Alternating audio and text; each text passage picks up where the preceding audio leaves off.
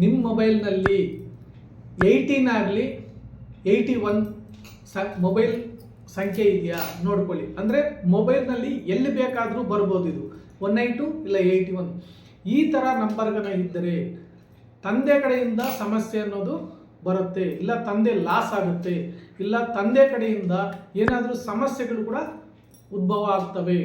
ಜೊತೆಗೆ ಗೌರ್ಮೆಂಟ್ ಕಡೆಯಿಂದ ಇಶ್ಯೂಸ್ ಅನ್ನೋದು ಕೂಡ ಇರುತ್ತೆ.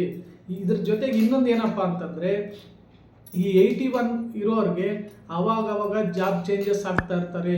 ಚೆನ್ನಾಗಿ ಅರ್ಥ ಮಾಡ್ಕೊಳ್ಳಿ. 81 ಇದ್ದರೆ ಇಲ್ಲ 180 ಇದ್ದರೆ ಜಾಬು ಚೇಂಜಸ್ ಆಗ್ತಾ ಇರ್ತಾರೆ. ಈ ಜಾಬ್ ಚೇಂಜಸ್ ಆಗ್ತಾ ಇದ್ರೆ ಒಂದು ಕಡೆ ನಿಲ್ಲಕ್ಕಾಗ್ದಿರ ಸಮಸ್ಯೆಗಳು ಉಟ್ಕೊಂಡ್ಬಿಡ್ತವೆ. ಇದು ದೊಡ್ಡ ಸಮಸ್ಯೆ. ಮತ್ತೆ ಹಣ ಗಳಿಸ್ತಾರೆ, ಇವರು ಹಣನೂ ಗಳಿಸ್ತಾರೆ, ಖರ್ಚು ಮಾಡಾಕ್ತಾರೆ. ಈ 180 ಇಷ್ಟೊಂದು ಸಮಸ್ಯೆಗಳನ್ನ ತಂದುಕೊಡ್ತದೆ. ಜೊತೆಗೆ ಹೆಂಡತಿಗೆ ಸಂಬಂಧಿಸಿದ ಸಮಸ್ಯೆಗಳು ಕೂಡ ಇವ್ರಿಗೆ ಕ್ರಿಯೇಟ್ ಆಗುತ್ತೆ.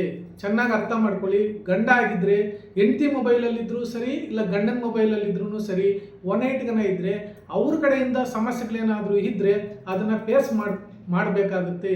ಅದಕ್ಕೆ ನಿಮ್ಮ ಮೊಬೈಲಲ್ಲಿ ಈ ಥರ ನಂಬರ್ ಇಲ್ದಿರ